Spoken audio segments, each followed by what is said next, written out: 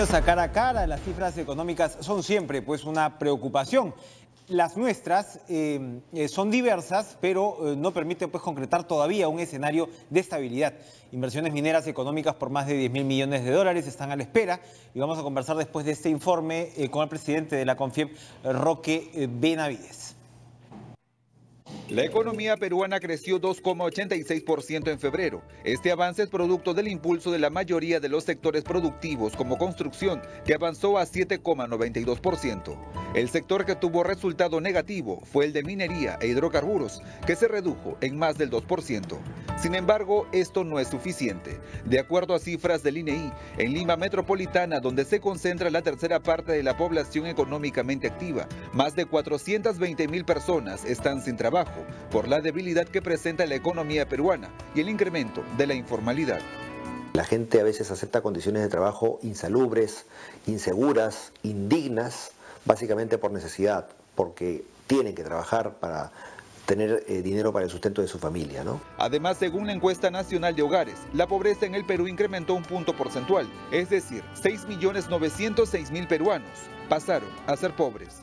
Ha habido una reducción del ingreso por trabajo de estas personas, lo que ha generado que haya una contracción en su gasto. En relación a la inversión privada en nuestro país, proyectos mineros importantes no se ejecutan todavía. Por ejemplo, Tía María representa 1.400 millones de dólares.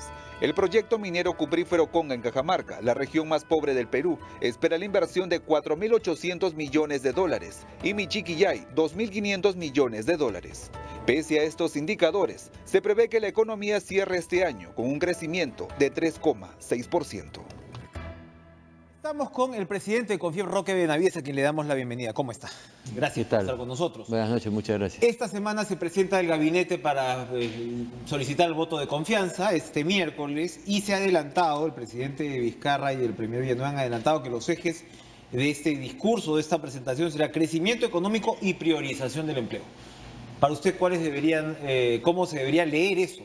¿Cuáles deberían ser los impulsos que tome el Ejecutivo para empujar esto? Yo estaría de acuerdo con eso, crecimiento del empleo, crecimiento de la economía y seguramente lucha contra la corrupción, que tiene que venir acompañado de todos esos aspectos. En términos inmediatos, ¿cuáles deberían ser las políticas que tendrían que impulsar el gobierno para hacer pues que el crecimiento comience otra vez a agarrar viada? El crecimiento económico viene pues con estabilidad jurídica, estabilidad económica y estabilidad política. Y en ese sentido el ambiente para la inversión tiene que ser de conciliación entre las distintas fuerzas políticas. Yo creo que lo que ha habido acá durante muchos meses es mucho enfrentamiento que por supuesto no genera el ambiente adecuado para la inversión. Yo creo que proyectos como la reconstrucción del norte y por supuesto los panamericanos también pueden contribuir desde el lado público a que se reactive la economía del Perú. Pero la CONFIEP está advirtiendo de algunas señales de alerta que ha detectado en el Ejecutivo. Ya van dos comunicados en realidad. El último tiene que ver con el tema de Telefónica. Fíjese, ¿no? ha habido, como mencionó el presidente Piñera en la cumbre de presidentes, preocupación en muchos países por el populismo. Y lo que estamos viendo también en algunos aspectos en el gobierno es síntomas de populismo. ¿Cuáles son esos síntomas de populismo? Decir que vamos a revisar los peajes en las carreteras. Eso lo dijo el ministro, el primer Villanueva. Cuando en el fondo no podemos estar cediendo a presiones en contratos de concesión que por supuesto tienen que ser respetados. El agua en Moquegua, donde por presión de la población se dice que se van a bajar las tarifas de agua. Por favor, tengamos mucho cuidado. Algo que no ha sido reciente, pero que también es muy preocupante, es el tema de las AFPs, la devolución del 95.5%, porque fíjese, si usted analiza la economía, en el fondo, ¿quién va a tener que pagar esas pensiones a la hora que los pensionistas recojan su 95.5, se lo gasten, lo inviertan mal o no tengan una pensión? Tendrá que ser beca o pensión 65. Al final va a tener que ser el Estado, que significan todos los peruanos, que vamos a tener que pagar por esas políticas que suenan muy bien en el corto plazo, pero que en el fondo es mucho populismo. Y añadía la CONFIEP el tema de los juicios que Telefónica mantiene con SUNAT para explicarlo muy rápidamente al televidente. Hay un concepto por provisión satelital, ¿no? A los proveedores satelitales. La SUNAT dice, usted le dice a Telefónica, ha retenido el impuesto que pagan estos proveedores satelitales y no lo han pagado al fisco. Entonces, claro, el juicio que se ha resuelto son 6 millones de soles, me parece, pero hay cola detrás. ¿Eso le preocupa también a la CONFIEP, ese tipo de procesos? Hasta donde yo entiendo, la empresa nos ha explicado que estos son servicios que se dan fuera del Perú y que por lo tanto no tienen por qué, pagar doble tributación. Es una discusión tributaria que nosotros creemos que la Telefónica tiene la razón, pero en fin, tendrán que discutirlo a nivel de la autoridad tributaria. El tema de los peajes que usted señalaba, el tema de las APPs, no vamos a entrar a caso por caso, ¿no? Pero definitivamente sí habría que reconocer de otro lado que hay ahora mucho malestar entre la población. Se esperaba que las APPs fueran pues panaceas en muchos casos, y el caso de Brecht como que ha remecido los cimientos de esta figura. ¿Cómo recuperar la confianza en todo caso frente? Fíjese, la confianza se recupera con transparencia. La confianza se recupera en esta época digital, donde todas las licitaciones, todas las APPs estén digitalizadas, que todo pueda verse y que todo pueda ser transparente. Esa es la única manera de recobrar la confianza. Las licitaciones públicas, todas deberían de ser digitales. Oiga, estamos en la era digital. ¿Por qué es que tenemos que tener papeles que puedan ser pasados por debajo de la mesa, cosa que por supuesto nosotros rechazamos? Así que yo creo que hay mecanismos perfectamente para transparentar todos estos procesos. Todas las esperanzas, como siempre, al final, cuando ocurren bajones en la economía como el que hemos vivido, se cifran en los precios de las materias primas. Al final ese es un refugio indudable para el Perú, y las perspectivas dicen que pintan bien. Usted como empresario minero, ¿qué nos puede decir al respecto? Fíjese, hay que comenzar por entender a la industria minera. La industria minera, como dicen los economistas, es una industria tomadora de precios. La onza de oro o la libra de cobre que producimos en el Perú se vende exactamente al mismo precio que la onza de oro y la libra de cobre que se produce en Chile, en Canadá o en Australia. Por lo tanto, la minería es una actividad que vive de su eficiencia, de sus costos, y por lo tanto lo que tenemos que ser es competitivos. El Perú tiene que tener mejores carreteras, tiene que tener electricidad barata, comunicaciones baratas, y por supuesto la permisología no puede entrabar todo el sistema. Así que yo creo que tenemos que trabajar más en las eficiencias que estar pensando en los precios de los metales. Los precios de los metales, por supuesto que contribuyen, pero esa no es la solución. ¿Cuáles son las perspectivas de grandes proyectos? Yo creo que proyectos como Quellaveco deben de salir adelante. Yo espero que Tía María se ponga... Hay ambivalencia en el gobierno con Tía María, ¿no? Bueno, yo creo que hay que conciliar criterios.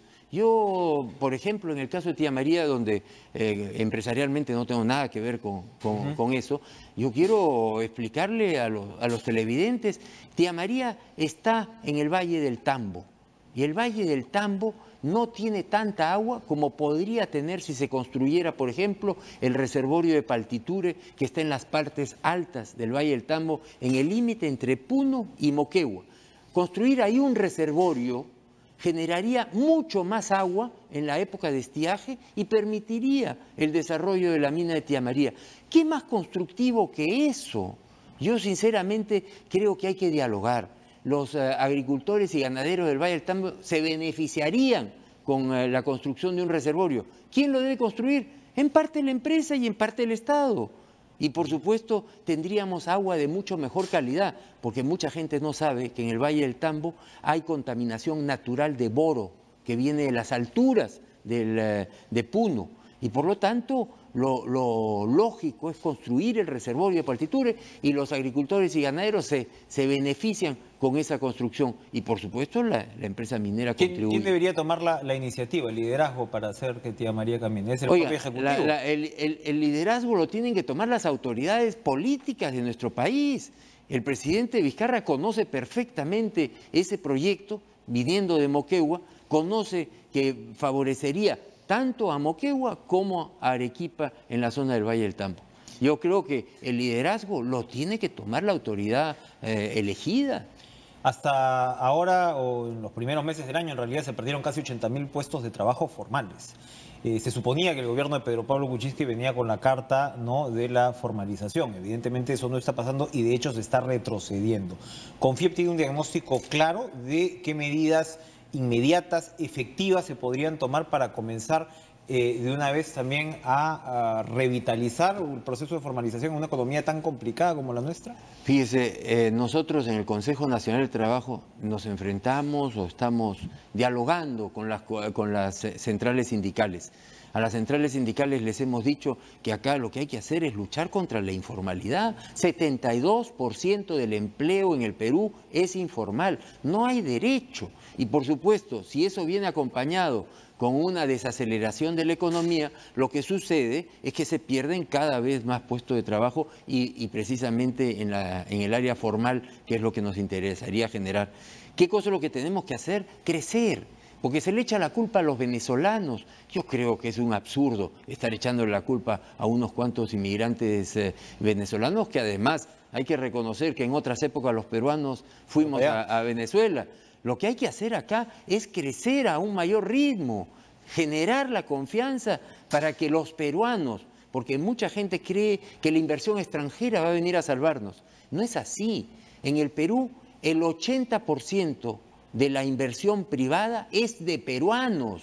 Nosotros tenemos que trabajar para darle confianza a nuestros compatriotas para que inviertan en nuestro país. Y eso es lo que tiene que hacerse de tal manera de generar muchísimo más actividad económica y mayor crecimiento. Eso es lo que va a generar más puestos de trabajo. ¿En qué sectores está puesta la puntería? Sabemos, por ejemplo, que manufactura está muy golpeado. ¿Dónde podría haberse un crecimiento importante? La manufactura hay que buscar eslabonamientos de la manufactura, por ejemplo, la metalmecánica con la minería.